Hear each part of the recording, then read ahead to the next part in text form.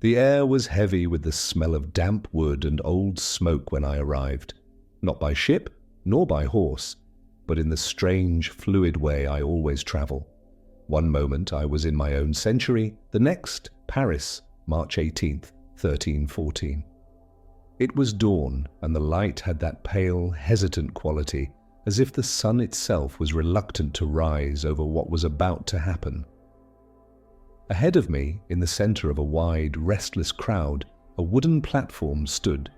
Upon it, bound, gaunt, yet still upright, were two men, Jacques de Molay, Grand Master of the Knights Templar. Beside him, Geoffrey de Charnay, preceptor of Normandy.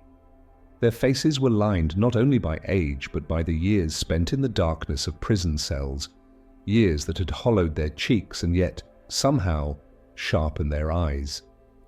I moved closer.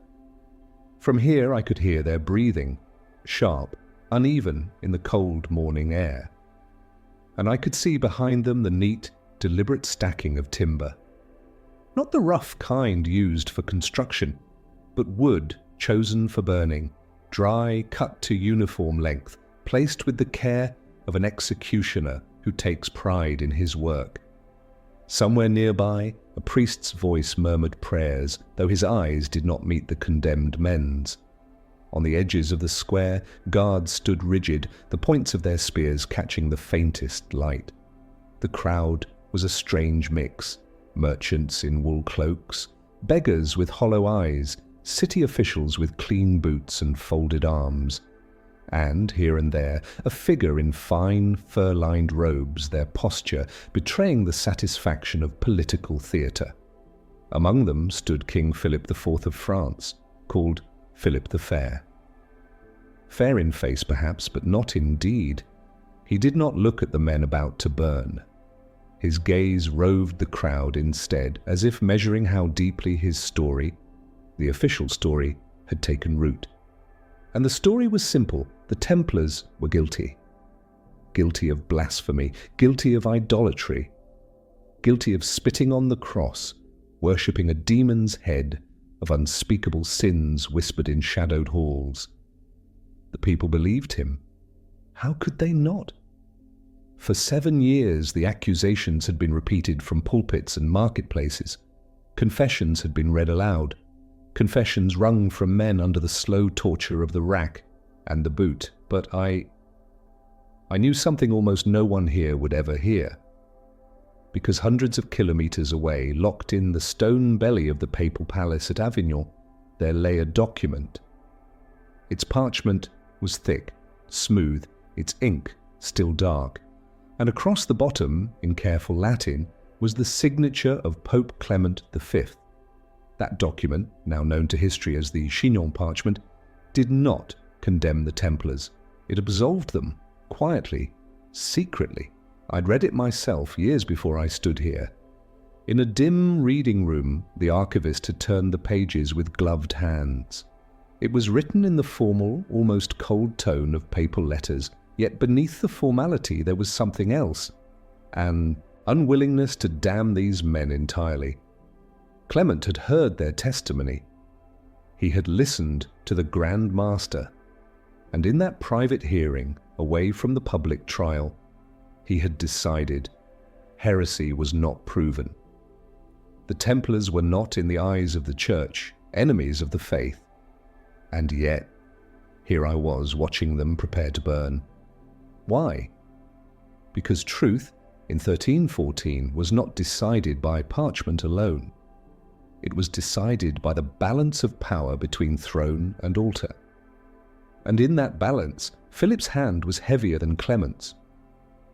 Some chroniclers of the time hinted at it. Guillaume de Nangy, writing in the royal abbey of Saint-Denis, noted that the Templars had been great and powerful, but envied. The Chronique Métrique speaks more darkly that the charges against them were for the convenience of the realm. And in one lesser-known letter, written by a clerk in the papal chancery to his brother in Avignon, there is a chilling line. The Holy Father has placed the matter into the hands of the king, though it troubles his sleep I think of that line now, as I watch the pyre being prepared. I edge nearer. I feel the heat of the crowd. Not warmth, but the heat of compressed bodies and compressed belief. I wonder if anyone here suspects, if anyone has heard the whispers from the south, but history has its cracks. Through them sometimes truth leaks. It leaks in the form of a marginal note scribbled by a monk in the corner of a legal transcript. It leaks in the sudden reappearance of a lost document in an archive 3 centuries later. It leaks in the stories told by sailors in taverns of Templar ships slipping away from La Rochelle before the arrests began.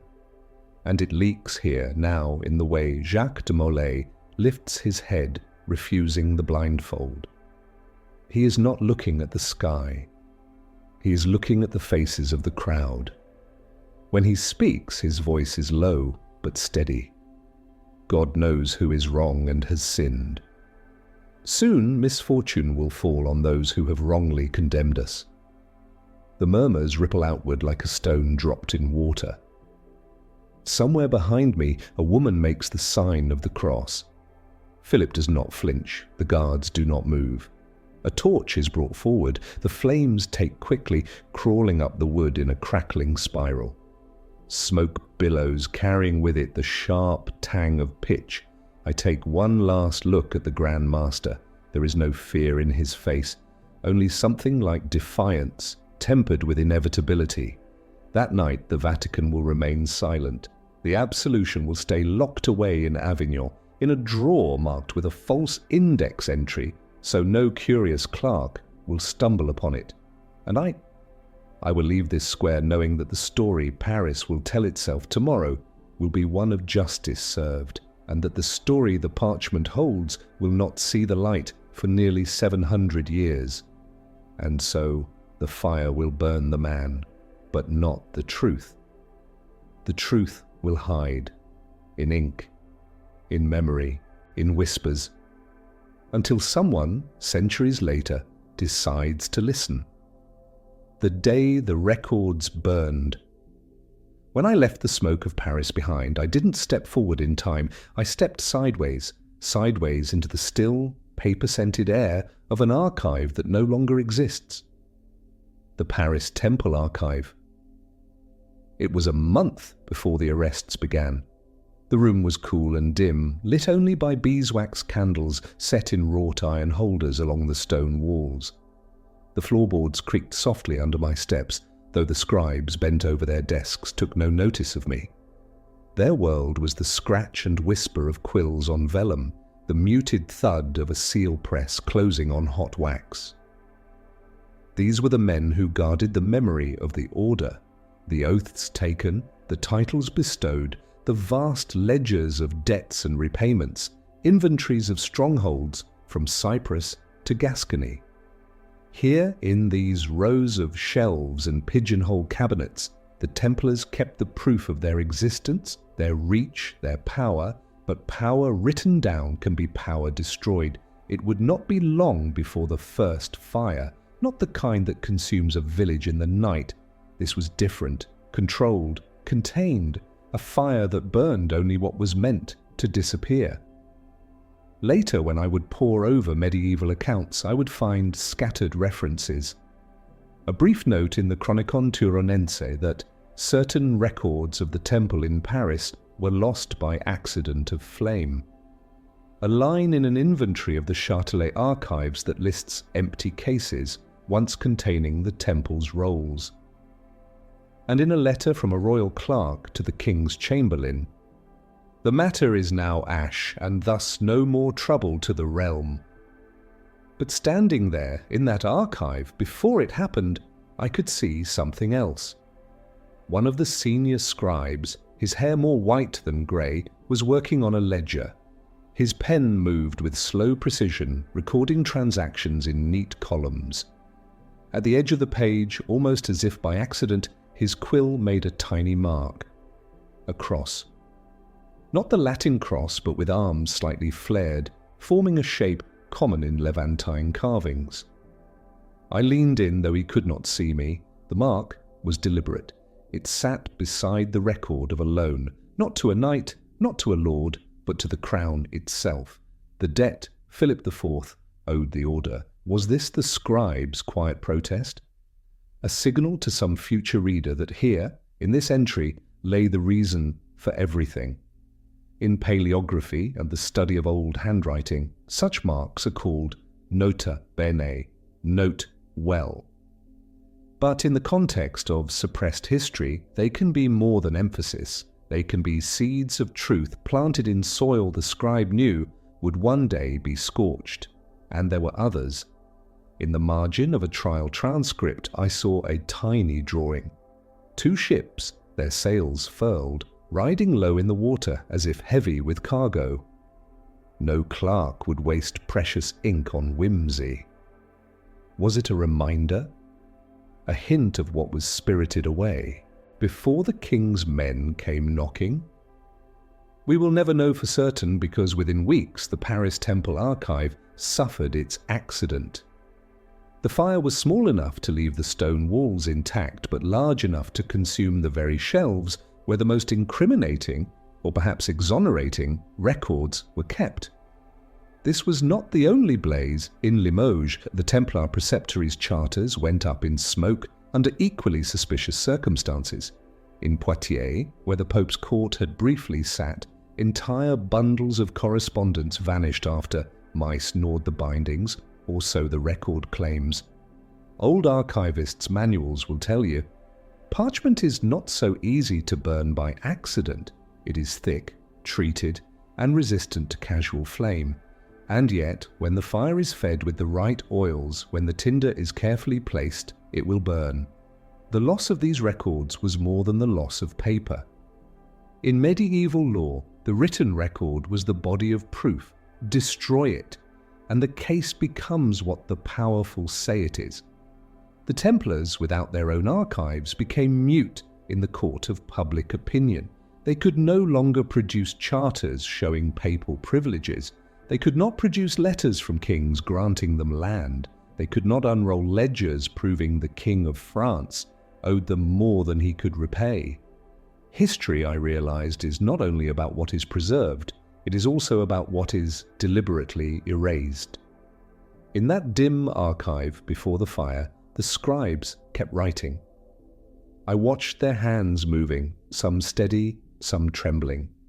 Did they know the end was coming? Did they sense that their work, their careful copying and sealing, would soon be reduced to smoke? Perhaps that was why some of them, quietly, defiantly, hid pieces away. A folded letter behind a false back of a cabinet. A roll of accounts slipped into the binding of a psalter. Tiny acts of preservation like a man trying to save seeds before a famine. I left the archive before the first torch was lit. But as I stepped back into the cold air of Paris, I knew I had walked through a battlefield, one without swords, where the weapons were ink and fire and the casualties were truth itself. And like all battlefields, the victors would write the history, the king who needed a scapegoat. I arrive in the royal chambers at the Louvre, though it is not the museum you know. In 1307, the Louvre is still a fortress, its towers squat and watchful, its walls smelling faintly of damp stone and wood smoke. The air is warm here, thick with the scent of tallow candles and the faint iron tang of the king's seal press. Philip IV sits at a long table of polished oak, its surface crowded with parchments and ledgers. He is a striking man, tall, broad-shouldered, with the pale hair and sharp profile that earned him the name Le Bel, the Fair. But there is nothing soft in his expression.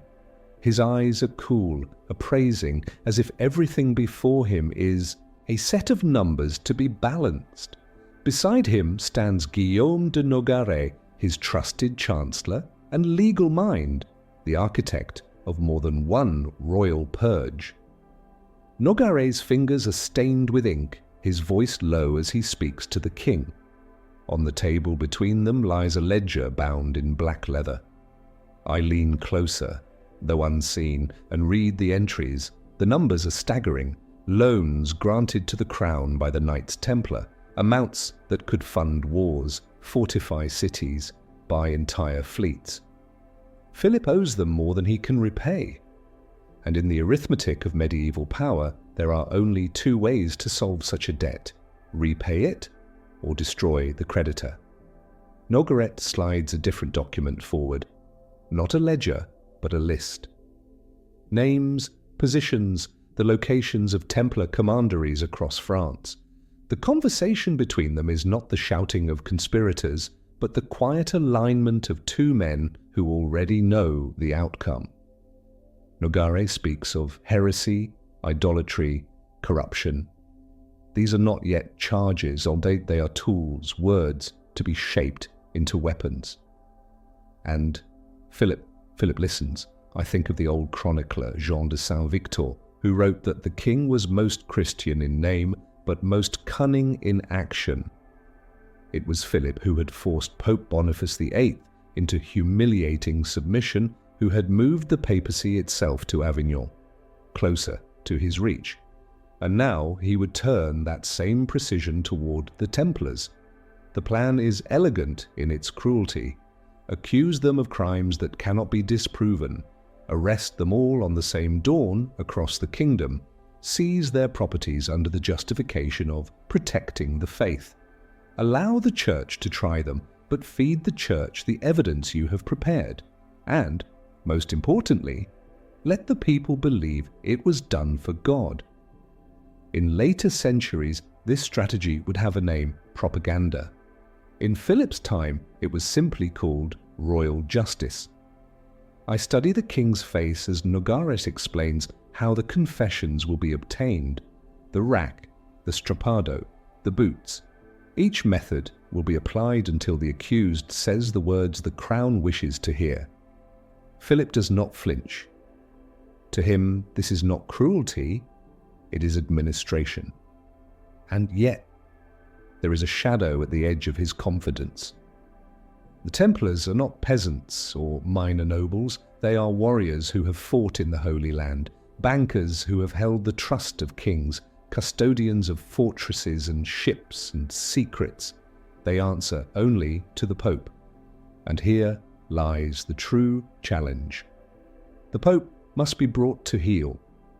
Philip already has his leverage: the lingering dispute over papal taxation of the clergy, the scandal of Boniface's death, the delicate balancing act Clement V must perform to keep peace with France. The king knows that Clement's will can be bent. It has been before. In the corner of the chamber, a map hangs on the wall. The known kingdoms of Europe inked in neat lines, with the sea a pale wash of blue. I trace the places where the Templars hold land, from the vineyards of Poitou to the commanderies near the Pyrenees. Each one a jewel Philip intends to claim. Historians often say the king's motives were purely financial. And yes, the debt was enormous, but money was not the only currency here. Power was the greater prize. The Templars were a state within a state, with their own laws, their own chain of command, and a loyalty that ran to Rome, not to Paris. To a king like Philip, that was intolerable. Nogaret seals a packet of letters, orders to the seneschals and bailiffs of France. Each is marked with the same date: Friday, October 13th, 1307. It will become one of the most infamous dates in history. The morning when, in towns and villages across France, the king's men will knock on Templar gates before dawn. The morning when knights, priests, and lay brothers will be dragged from their beds and chained. The morning when the trap will spring shut. I step back from the table, taking in the two men. One, a king draped in fur and authority. The other, a chancellor whose weapon is ink and law. Between them lies the fate of hundreds of men who, even now, have no idea what is coming. In my own time, I have read the verdicts, the confessions, the papal bulls. I know how the story will unfold. But here, in this room, it is not yet history. It is still decision. It is still choice. And as I watch Philip place his seal upon the final order, I realize something. This is not simply the story of a king and his greed. It is the story of how narratives are forged, how power decides what will be remembered as justice and what will be buried as treason. The papal dilemma. When I step into the papal apartments in Avignon, the first thing I notice is the light. It filters through narrow, arched windows in long, slanted beams, touching the stone walls with a pale gold glow. Dust drifts in the air like tiny motes of history, each one catching the light for a moment before disappearing. It is early morning, but the air is already heavy with the scent of ink and candle wax. Somewhere beyond the wall, the Rhone River moves in its slow, patient way, unconcerned with the politics of men. Pope Clement V sits at a writing desk, his white robes flowing over the sides of the chair like soft waves. His face is pale, the skin stretched thin over sharp cheekbones, and there is a heaviness in his eyes that no amount of rest could lift. Before him are several letters, some sealed, others still wet with fresh ink. I can just make out the handwriting on the topmost one. It is from King Philip IV of France. The words are polite, even deferential, but they carry the weight of command. Philip wants the Templars condemned, not in private, not quietly, but publicly, formally, and beyond any possibility of reversal. Clement rests his quill and leans back, rubbing at his temples. I've read enough of his surviving correspondence to know what this means. He is a man pulled between two worlds, the duty to the Church, which should stand apart from politics, and the reality of survival, where the French crown can make or break a papacy. He has already met with the Templar leaders in secret at Chinon in August of 1308. He heard their pleas, listened to their explanations. The confessions wrung from them under torture did not hold when the pain stopped. In that private hearing, Clement declared them absolved of heresy, not pure of all faults, for pride and arrogance ran deep in the order, but innocent of the worst charges.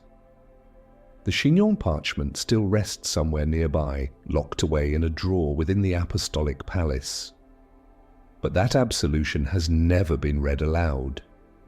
It would be easy to imagine Clement as a coward, bending to Philip's will. But sitting here, I can see the web around him. France is the most powerful kingdom in Christendom. The papacy itself is now based in Avignon, under the shadow of French influence. To openly defy Philip would risk the stability of the Church, and perhaps Clement's own life. There is another letter on the desk, this one from the Archbishop of Sens, a man close to Philip. It urges speed in the trials, warns against temptations of mercy, and reminds the Pope that the faithful must see heresy punished. But there is also a folded note, written in a hand I do not recognize. Its Latin is less formal, more personal. Holy Father, remember that truth is eternal, but men are not. You may yet find a way to serve both. I wonder who wrote it, a secretary, a cardinal, a friend. Clement's fingers rest on the note for a long time before he lets it fall back to the table. Sound cue, a log shifts in the fireplace, soft hiss of sap burning. The Pope rises slowly and moves toward a tall cabinet in the corner. Its doors are locked, but he takes a small iron key from a pouch at his waist. Inside are scrolls, ledgers, and small bundles of letters bound with ribbon. He touches the edge of a particular bundle. The Chinon documents, I am certain, but he does not take them out. For a moment, his hand lingers there. Then, with a sigh so quiet it might have been mistaken for a breath, he closes the cabinet and locks it again. When he returns to his desk, he begins to write, not to exonerate, but to authorize. His words are careful, almost surgical. The trials may proceed. Judgment will be rendered by local inquisitors. The Pope will not intervene further. And just like that, the absolution becomes a ghost. It strikes me that Clement's silence is not unlike a fortress wall. From the outside it seems solid, unyielding. But on the inside there are cracks. Cracks filled with doubt, regret, perhaps even guilt. Some later chroniclers hinted at this.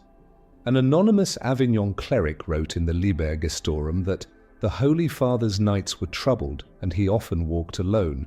In the garden, speaking to himself in low tones, another claimed that in his final weeks Clement confessed to a cardinal that God will know I tried, but my hand was stayed. Whether these accounts are true I cannot say, but as I stand here, invisible in the warm half-light of this room, I believe the man before me is not the villain that history makes him. He is something far more common and perhaps more tragic, a leader trapped by the very system he serves. The rain is steady now, tapping against the leaded glass. Clement dips his quill one last time, signs his name, and blows gently on the ink to dry it. I know where this will lead. The trials will grind on, the verdicts will be read, the pyres will burn, and the truth, the written, signed truth, will sleep in darkness for more than 6 centuries. The Pope sets the letter aside, and for a moment he does nothing.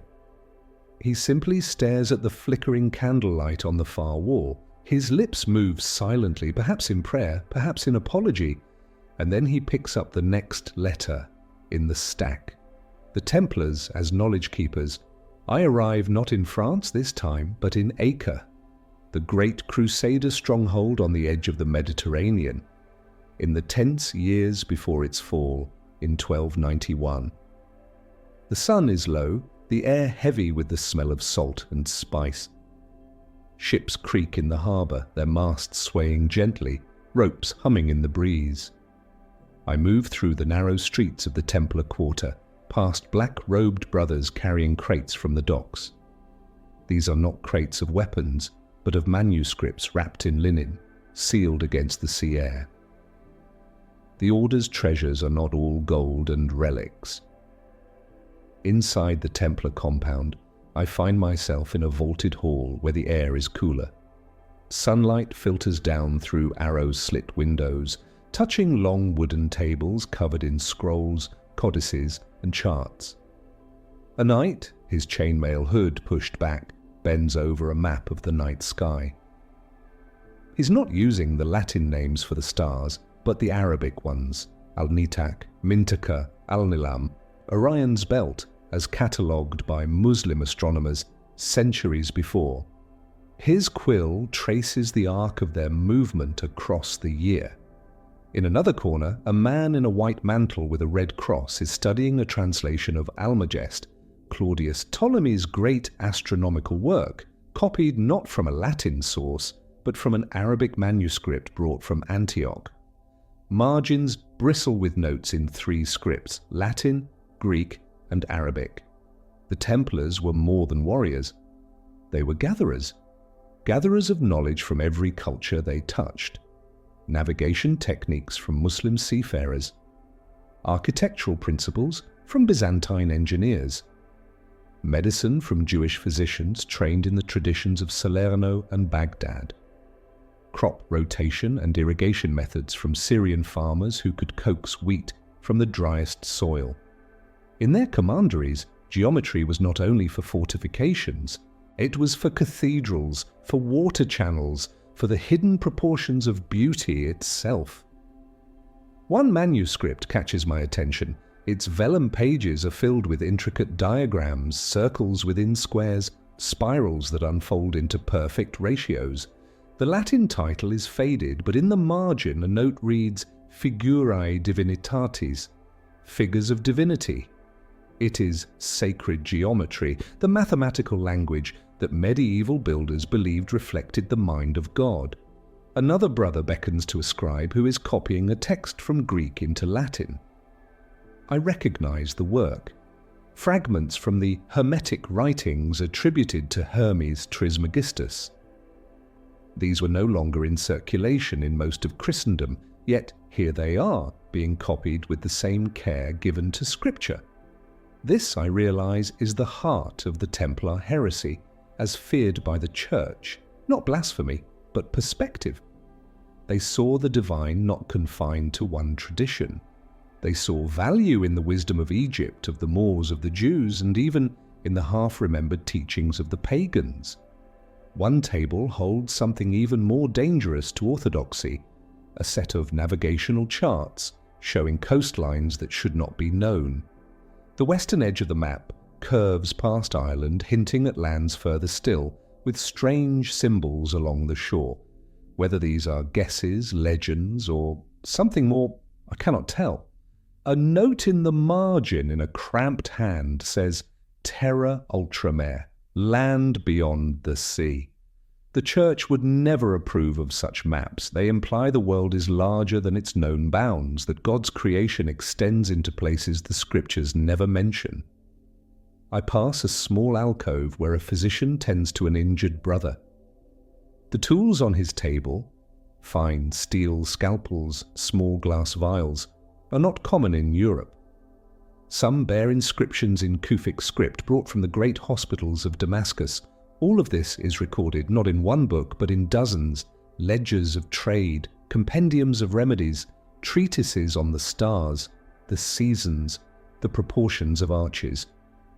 This is what the Templars guard most fiercely, not just their gold, but the cross-pollination of knowledge between cultures that in most of Christendom are seen only as enemies. And I think of what will happen when Acre falls. Some of this will be smuggled out, hidden in ships bound for Cyprus or Portugal. Some will be destroyed in the flames, and some, perhaps the most dangerous, will be locked away like the Chinon parchment until the world is ready.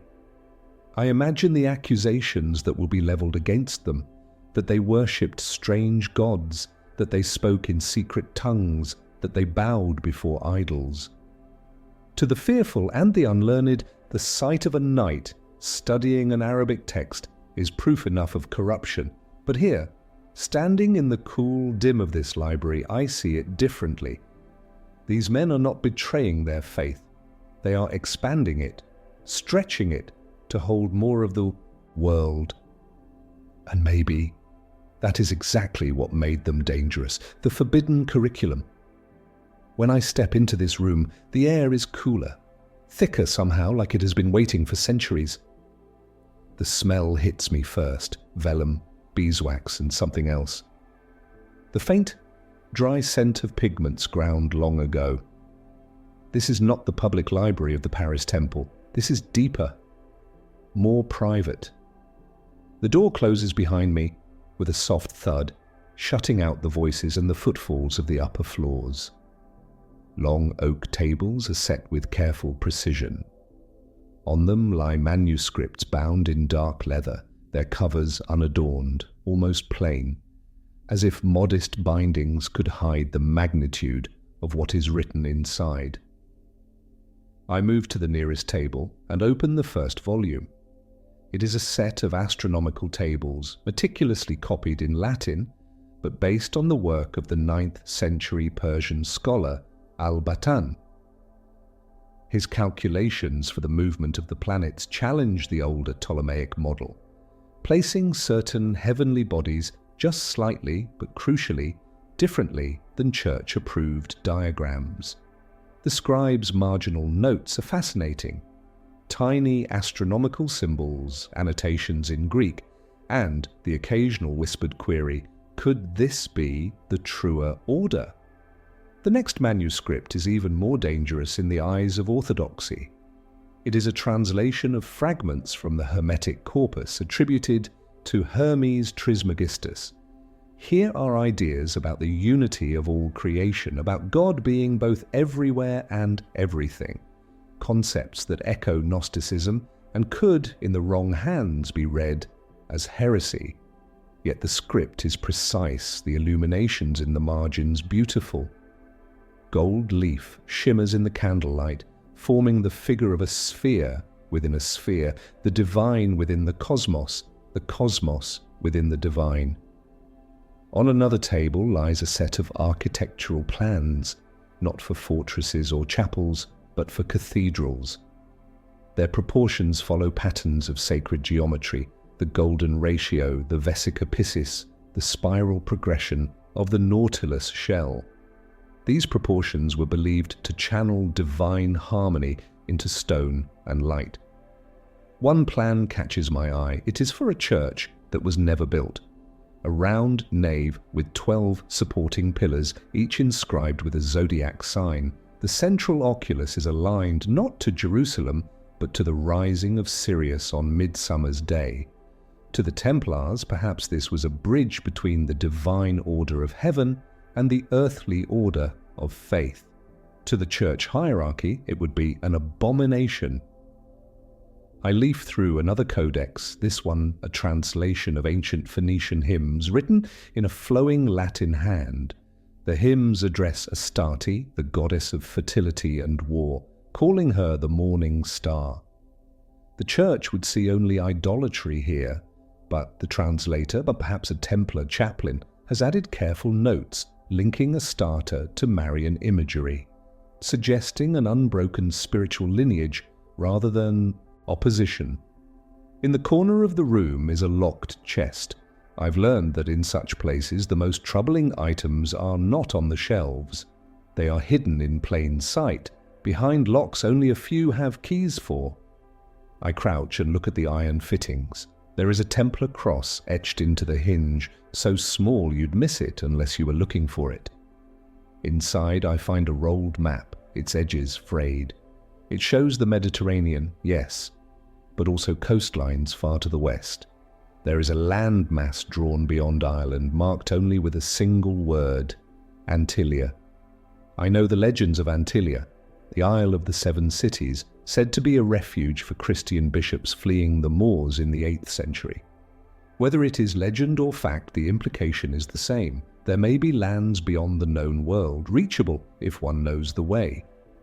The Church teaches that the boundaries of the known earth are fixed, divinely ordained. This map says otherwise. In a far alcove I find medical texts, collections of remedies, surgical techniques, and herbals. Some are copied from the Canon of Medicine by Avicenna. There are diagrams of the human body that the Church would never sanction, showing muscles, veins, and organs in detail. The Templars were healers as well as fighters, but such frank depictions of anatomy risked accusations of impiety. As I move through the room, I begin to see a pattern. This is not a random assortment of forbidden works. It is a curriculum, a training ground for minds meant to move between worlds, between faith and science, east and west, earth and heaven. To an outsider, this would be evidence of dangerous syncretism. To the brothers here, it was preparation for service. The idea that understanding God's creation meant studying all its parts, even those found in foreign temples or pagan books. I imagine the day the king's men will arrive here.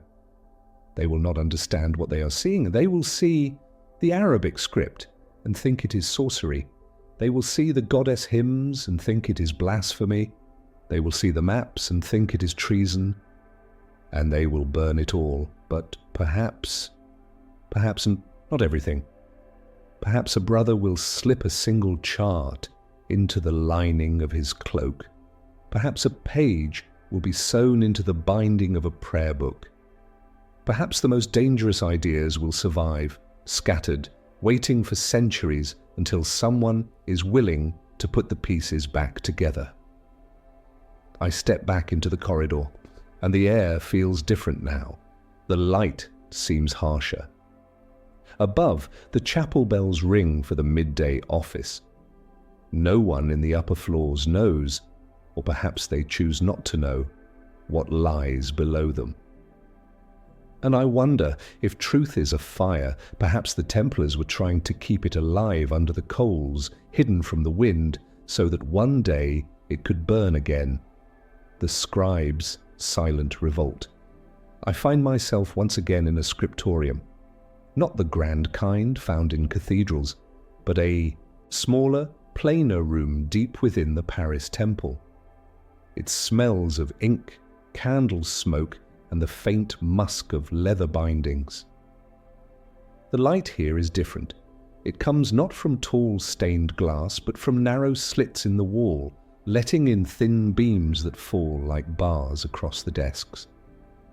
The scribes work quietly, each at his own table, the rhythm of their pens as steady as a heartbeat. At first glance, it is all routine. They are copying property records, debt agreements, papal bulls, letters from distant preceptories. But then I notice something. In the lower corner of a page, where a scribe has drawn a decorative initial, there is an extra flourish of an 8-pointed star, not part of the text, not part of the design dictated by the template. An 8-pointed star. In Christian iconography, it can represent regeneration, baptism, the Star of Bethlehem. But here it is drawn in the style common in Moorish mosaics, its points interlocking with geometric perfection. It is a signature of sorts, not of the man's name, but of his descent. Paleographers, those who study old handwriting, know that the margins of manuscripts are often more alive than the main text. Here is where the human hand slips past the control of official narrative.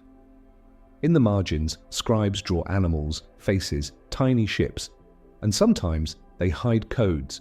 I move to another desk. This scribe's penmanship is finer, more deliberate.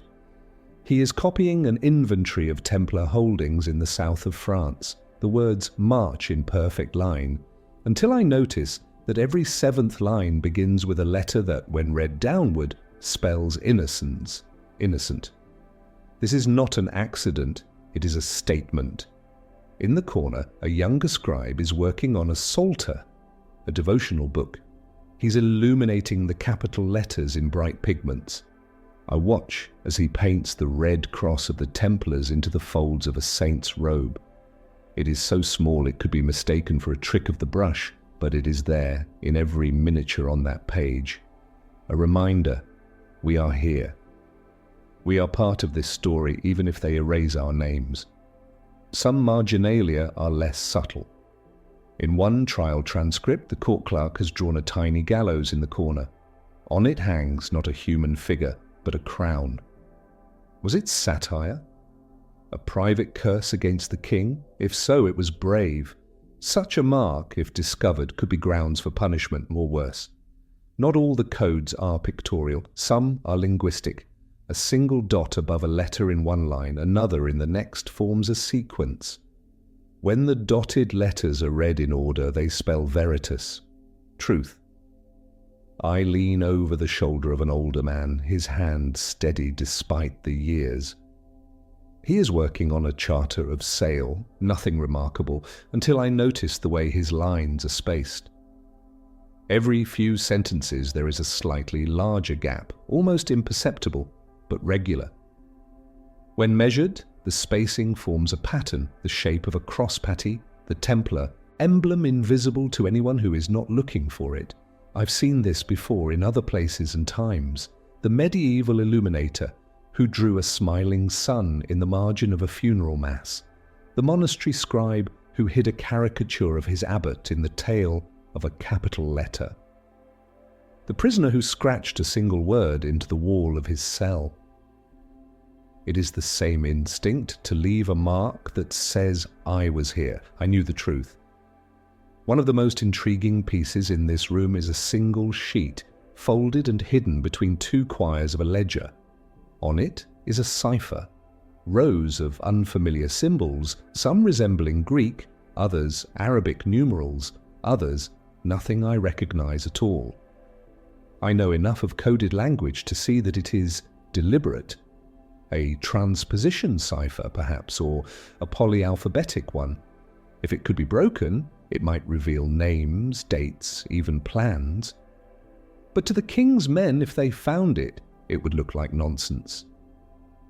As I watch them, I realize something. These scribes are not rebels in the open sense. They are not refusing to copy the orders of the crown or the decrees of the inquisitors.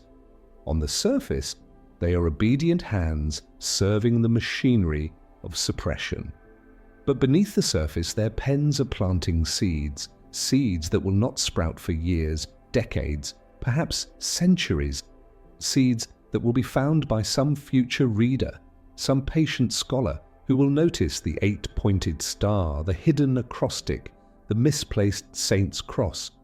I imagine a day far in the future when a historian, hunched over one of these volumes, feels the hair on the back of her neck rise as she spots the faint outline of a cipher in the margins.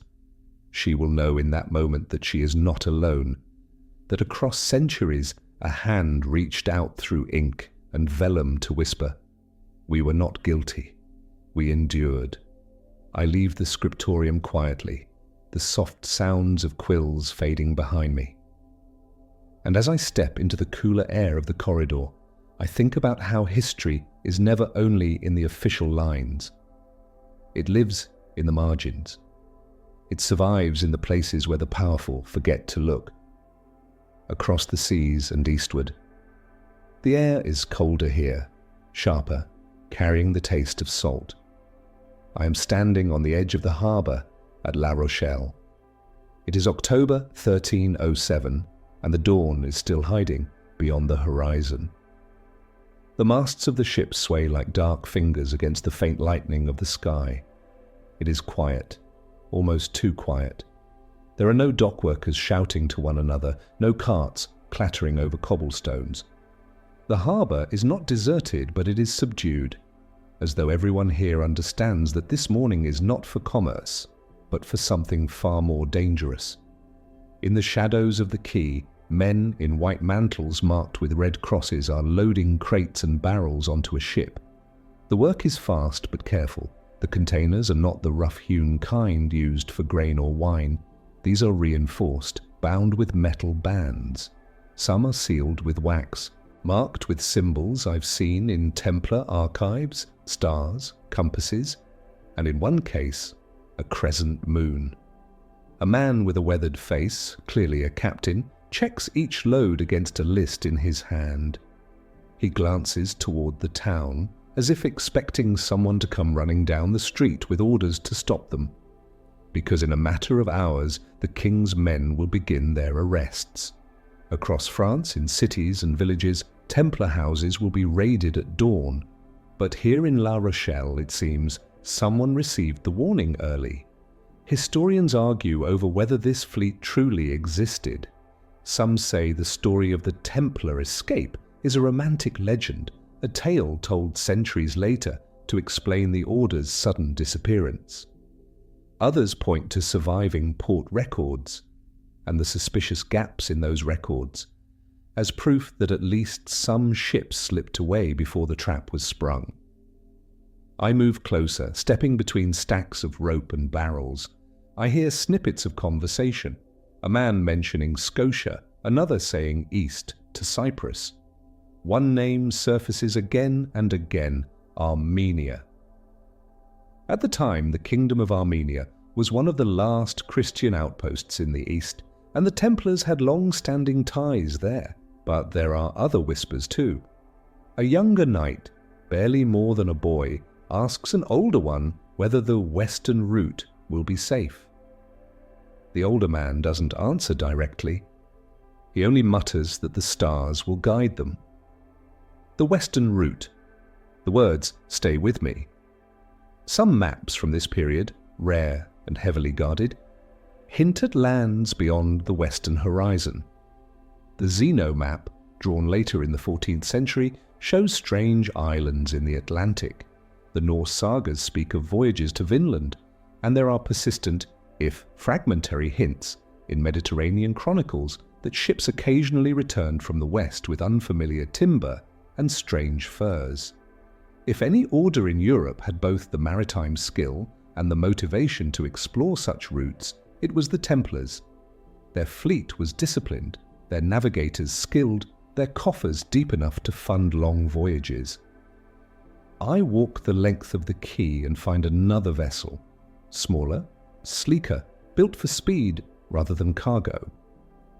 The deckhands here speak Portuguese, not French. The Templar network was never limited by borders. They had houses from the Tagus to the Levant. A ship leaving here could disappear into friendly harbours all along the Iberian coast. The captain of this one has a chart pinned beneath a small lantern in his cabin. I glimpse it for only a moment, but it is not a map of France, nor of the Mediterranean. It shows an open expanse of water with markings at intervals, perhaps for currents, perhaps for something else. At the far edge, near the margin of the parchment, is a single word: Antillia. I have seen that name before in the locked chests of the Templar library. It is supposed to be a myth, an island of refuge for Christian exiles. Yet here it is, on a working chart, as if it were a destination. The tide is turning now, sailcloth is unfurled with a whip of sound, lines are cast off, coiled quickly on deck. The larger ship begins to move, oars dipping silently into the water to push it beyond the harbour mouth before the wind takes over. I stand at the edge of the pier, watching as the first light of day touches the horizon. The sails catch the sun just enough to reveal the faint shadow of a red cross stitched into the canvas. Then, like a ghost, the ship slides into the open water and is gone. In a few hours, the king's men will arrive. They will knock on the gates of the Templar house here and find it strangely quiet. The valuable records, the treasury, perhaps even some of the brothers themselves, all vanished. Official reports will say nothing of ships. No arrests will be recorded at the harbour. Where did they go? Some may have reached Scotland, where Robert the Bruce, excommunicated and at odds with the papacy, might have welcomed them. Others could have sailed to Cyprus, a familiar Templar refuge. A few perhaps ventured further still, eastward to Armenia, or westward to those faint, uncertain lands drawn at the edges of maps. The chronicler Gervase of Ebstorf wrote cryptically decades later that the Knights of the Temple are scattered like seeds before the wind, and where they fall, they take root. I watched the last ripple fade from the ship's wake and realized that in a way this was their most brilliant maneuver, not a battle, not a negotiation, but disappearance, because sometimes the most enduring power lies not in being seen, but in being lost. Portugal, the order that lived on. I leave the chill of La Rochelle's dawn behind and arrive in a place where the air smells different. Saltier, warmer, tinged with rosemary from the hills. It is the port of Lisbon, decades after that night the Templar fleet slipped away. Portugal, in this time, is a young kingdom, ambitious, restless, looking outward toward the horizon rather than inward to Europe's politics, and here something remarkable has happened. While in France the Templars were burned and broken, here they have simply changed their name. King Dinis, known to his people as O Lavrador, the farmer king, is no fool. He knows the Templars' value, their ships, their fortresses, their disciplined order. He also knows the political danger of defying the Pope outright. So he devises an elegant solution. In 1319, with papal approval, the Order of Christ is founded. Its rules are similar to the Templars, its members suspiciously experienced in the very arts of navigation, fortification and finance that the Temple once commanded, and its properties, the castles, the lands, the ships, once marked with the red cross, they are simply transferred to the new order. It is, in effect, the Templars reborn. Same men, same knowledge, different name. I travel inland to the town of Tomar, where the great convent fortress of the Order of Christ rises above the Nabal River. Its walls are thick, its towers high, and at its heart is a round church, the Charola, whose shape and proportions echo the Church of the Holy Sepulchre in Jerusalem. Inside, the light is golden, filtered through narrow windows onto painted walls. The frescoes are rich with colour, their saints and angels vivid against deep blue skies. But woven among the sacred images are subtler symbols, navigational instruments, armillary spheres, and in one corner a ship under full sail, its banner not with the red cross of the temple, but with the new emblem of the Order of Christ. Here, the Order continues the work the Templars began, though now their battleground is the sea. Portugal is looking south and west toward Africa and beyond, and the men who command these voyages are, more often than not, brothers of the Order of Christ. Prince Henry, later called the Navigator, becomes its most famous figure. His expeditions will push beyond Cape Bojador, open the sea routes to West Africa, and eventually set the stage for crossing entire oceans. Historians often credit Henry with Portugal's maritime revolution, but when I stand here in Tomar, I see the deeper roots. The Order's ships use the same discipline, the same convoy methods, the same knowledge of currents and stars that the Templars once employed in the Mediterranean. The Red Cross has changed shape, but the seamanship is the same. In the archives here, tucked behind the fortress walls, are maps unlike any others in Europe at the time. They are Portolan charts drawn with such precision that even modern navigators marvel at their accuracy. Coastlines are marked not just with ports, but with notes on tides, prevailing winds, and safe anchorages.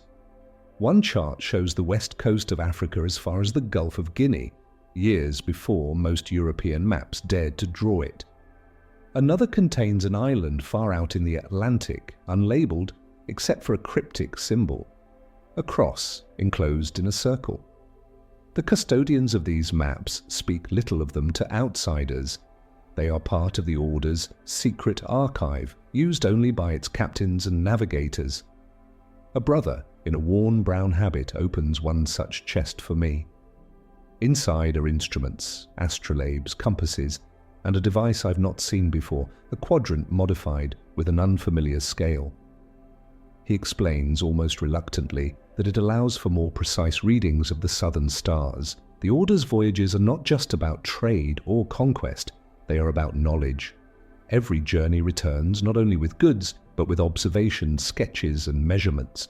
In this way, the Order of Christ becomes what the Templars once were, a bridge between worlds, gathering and transmitting knowledge that crosses boundaries of culture and creed.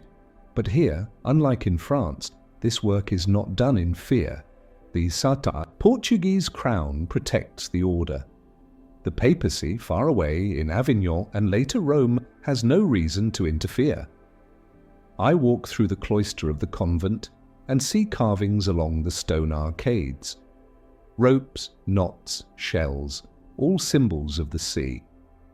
Even the fountains are decorated with compass roses. It is as if the very stones are whispering the truth. We have survived. We are still here. I think of the men in La Rochelle who loaded their ships under the cover of night. Perhaps some of them stood where I stand now, wearing a different habit, but serving the same calling. Perhaps some of the maps in these chests were once carried in those fleeing ships. The Red Cross may have changed shape, but it still flies over the prows of ships that slip beyond the horizon, seeking lands that are little more than rumours. Here in Portugal, the Templar spirit was not extinguished. It was replanted, allowed to grow in a different form, to send its roots into the oceans instead of the battlefields. And in doing so, it shaped not only Portugal's destiny, but the world's. The battle over memory. Centuries have passed since the flames of Paris and the quiet survival in Portugal.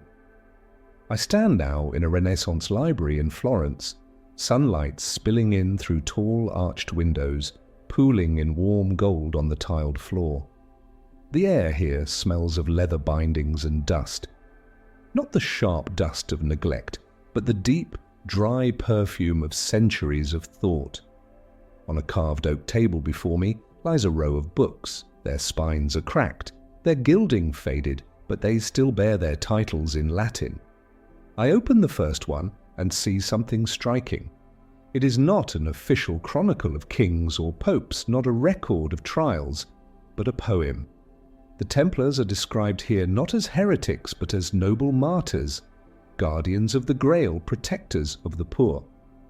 In these verses they are bathed in chivalric light, their downfall framed as betrayal rather than justice. This is the first thing I notice about the centuries after the Templars' suppression. The story shifts.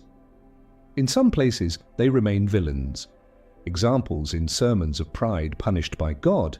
In others, they are saints in all but name. And in many places, they become something else entirely, symbols. In the manuscripts of the Roman de Perceval and the Queste del Saint Graal, Templar-like knights appear as seekers of mystical relics, men whose quest is both earthly and divine. The Church never canonizes them, but popular imagination does. I find a commentary written in the margins of a 15th century romance, noting that though condemned by man, they may have been favored by heaven. The scribe has drawn in the corner a tiny ship under sail, perhaps a nod to those who escaped. The Freemasons will later claim the Templars as their spiritual ancestors, weaving them into initiation rituals and legends. In Masonic lore, the Templars did not die. They went underground, carrying their secrets, into lodges hidden across Europe. Whether or not it's true matters less than the fact that the story survives. And yet, even as romanticized memory grows, the official church narrative remains largely unchanged. Papal bulls from the early 14th century, written in the language of necessity and protection of the faith, are still cited as justification. The absolution at Chinon remains buried in archives, unread. This is the battle over memory, not a battle fought with swords, but with ink, sermons, and stories. Every generation chooses its Templars. The preacher chooses the arrogant heretic, punished justly. The poet chooses the wronged knight, betrayed by politics. The lodge chooses the keeper of arcane wisdom, misunderstood by the uninitiated. And the historian must choose which fragments to trust. In England, after the suppression, chronicles record the Templars' lands being taken by the Hospitallers. But a century later, local legends spring up, of hidden tunnels beneath former preceptories, of treasure sealed behind walls, of knights who never left at all but became the old men of the village, quietly tending to the poor. In Spain and Aragon, the Templar name fades from official rolls but lingers in ballads sung in mountain villages. The songs make no mention of papal bulls or inquisitors, only of brave men who fought the Moors and kept their word until the end. I run my hand over a particularly battered folio. It is an anonymous chronicle from the late 15th century, and it contains a curious entry. It claims that in the year 1390, a company of knights wearing the sign of the temple, though the temple was long gone, came to aid the city against a raid from the sea. There is no other corroborating source, but here it is, ink on parchment, a fragment in the fog. It occurs to me that perhaps this battle over memory was never meant to be won. Perhaps its purpose is to keep the Templars suspended between fact and legend so that they can be called upon by anyone needing a symbol of faith, of rebellion, of endurance. By the 18th century, the Templars are almost entirely creatures of myth in popular imagination. Painters depict them standing before the Holy Sepulchre in spotless mantles, their swords raised to the heavens. Novelists place them in the company of sorcerers, alchemists, and secret keepers of the Grail. Revolutionaries invoke their name to justify resistance against kings, while royalists invoke it as a warning of what happens when military orders grow too proud. The truth, the tangled weave of debt, politics, knowledge, and silence, is harder to find beneath these layers. And yet in all these centuries, one fact remains. The memory of the Templars never disappears entirely. It is rewritten, repurposed, reframed, but never erased. In this they have achieved something no verdict or execution could prevent. I think of a line written by a Benedictine historian in the early 1600s. The temple was destroyed in name, but the shadow of the temple walks still. And perhaps that is the point. The battle over memory is not about deciding who the Templars really were. It is about who we need them to be in any given age. And as long as the story can be told, reshaped, and told again, the Templars will never truly be gone. The legacy of inconvenience. It is a quiet evening in my own century, and yet my mind drifts back through the corridors of time, back to the faces of men in white mantles with red crosses, to the echo of their boots on stone, to the scent of ink and sea salt. The further I've gone into their story, the more I've come to believe that the greatest crime of the Knights Templar in the eyes of their enemies was never heresy. It was inconvenience. They were inconvenient to a king, Philip IV, who owed them more money than he could repay, who saw in their wealth and independence not allies, but a threat. They were inconvenient to a church that prized control above curiosity. The Templars' libraries, their maps of far-off coasts, their willingness to learn from Muslims, Jews, and pagans alike, these things blurred the lines that the church worked so hard to keep clean, and they were inconvenient to every power that preferred a world neatly divided into loyal subjects and known enemies, because the Templars often acted in neither role. They were loyal to the Pope until it conflicted with their mission. They were warriors until they were diplomats. They were bound by vows of poverty, yet they managed a banking network that rivaled the royal treasuries of Europe. In the medieval mind, contradictions like this were dangerous. To the people, they could make the Templars seem exceptional, perhaps even divinely favored. But to the rulers of the day, such contradictions were proof that the order answered to no one but itself. And in an age where loyalty was measured in absolute obedience, that was intolerable. I think of something a 14th century Dominican friar wrote. Though his name is lost, his words survive in the margins of a manuscript. It is not that they were evil, but that they were beyond use, that may have been their real sin. The accusations of heresy were smoke. The real fire was the political need to eliminate a rival. In this, the Templars were not unique. Other orders, other guilds, even entire cities have been condemned throughout history, not because they were truly guilty, but because they stood in the way of someone else's ambition. But what makes the Templars' story different is what they carried with them. Not just wealth, though there was plenty of that, but ideas, ways of building, ways of navigating, ways of thinking about the world that could not easily be destroyed by burning a few parchments.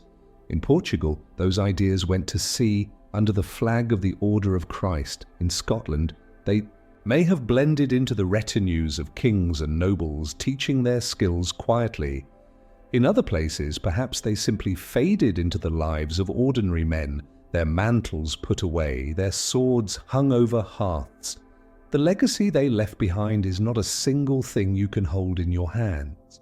It's a set of shadows, the shape of a fortress wall, the echo of a cross carved into a chapel lintel, a chart of the stars with unfamiliar names in the margins. It's the persistence of symbols that have slipped their original meaning but still carry weight. The red cross, the two riders on one horse, the round church. And it's in the way their story refuses to die. For centuries, kings and popes tried to fix their memory in place, heretics, idolaters, corrupt. But in the gaps between those proclamations, other voices whispered, martyrs, guardians, keepers of the secret. And so across time, the Templars became both things and neither, claimed by anyone who needed them. When I think about their legacy of inconvenience, I realize it's not just about what they were in their own age, it's about what they remain even now, a reminder that the official story is never the whole story, a reminder that truth has to be searched for, pieced together from scraps in margins, from the smell of smoke in an archive that accidentally burned. And perhaps that is why, more than 700 years after Jacques de Molay stood before the flames, people still lean in when they hear the word Templar.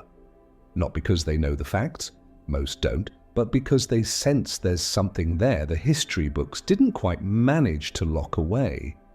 In the end, the Templars were not destroyed for what they did, but for what they represented: independence from the powers of their time, a willingness to gather and keep knowledge that might challenge the accepted order, and the ability to inspire loyalty that rivaled any king's. All of these things are dangerous. All of them are inconvenient. And inconvenient truths, whether in the 14th century or today, have a way of surviving, not always in plain sight, sometimes only as a whisper, sometimes only as a mark in the margin of a forgotten book, but they survive. The final silence. I am back where I began, Paris, the square before Notre Dame, March 18th, 1314. It is late afternoon now, and the sun is sinking, its light turning the river to dull silver. The crowd presses in close, the winter chill hanging heavy, but there's a restless warmth in their voices, the hum of people about to witness something they will tell their children about. On the raised platform stand two figures, Jacques de Molay, the last Grand Master of the Knights Templar, and Geoffrey de Charnay, Preceptor of Normandy. Their white mantles are gone, their clothes are plain, their faces are lined and drawn, not from years of battle, but from years in the damp darkness of the king's prisons.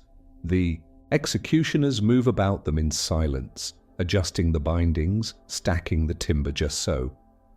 Each piece of wood is deliberate, placed to burn cleanly and evenly. There is no haste here. This is a performance as much as it is a punishment.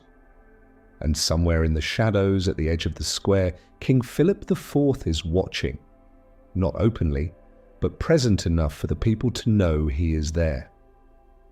His presence makes this more than an execution. It makes it a statement. I move closer until I can see the flicker of the torchlight in de Molay's eyes. He stands straight, his shoulders squared, as if the years of captivity have not yet broken his command of himself.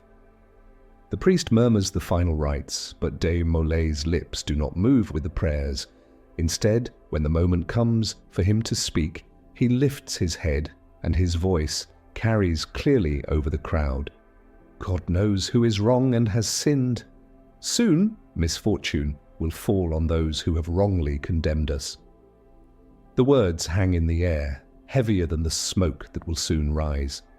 And I think of everything we've seen together.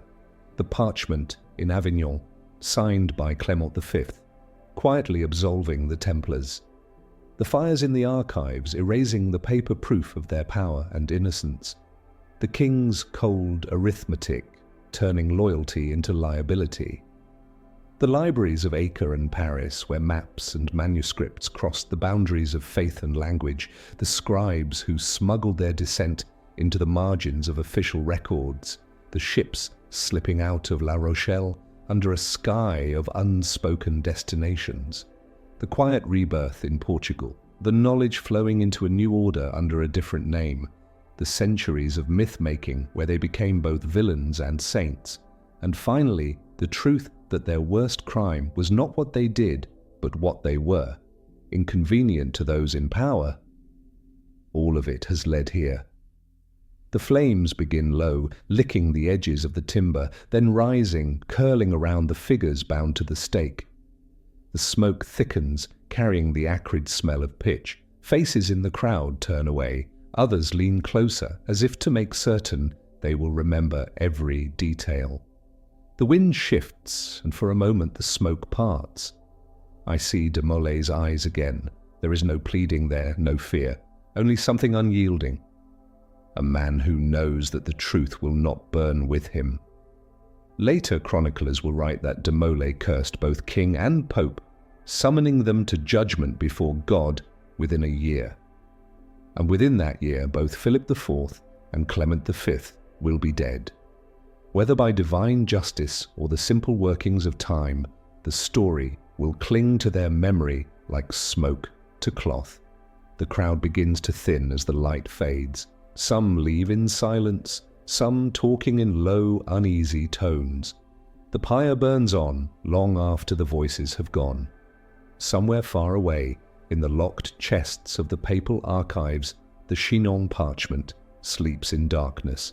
Somewhere in a scriptorium, a tiny, 8-pointed star glimmers in the margin of an unremarkable ledger.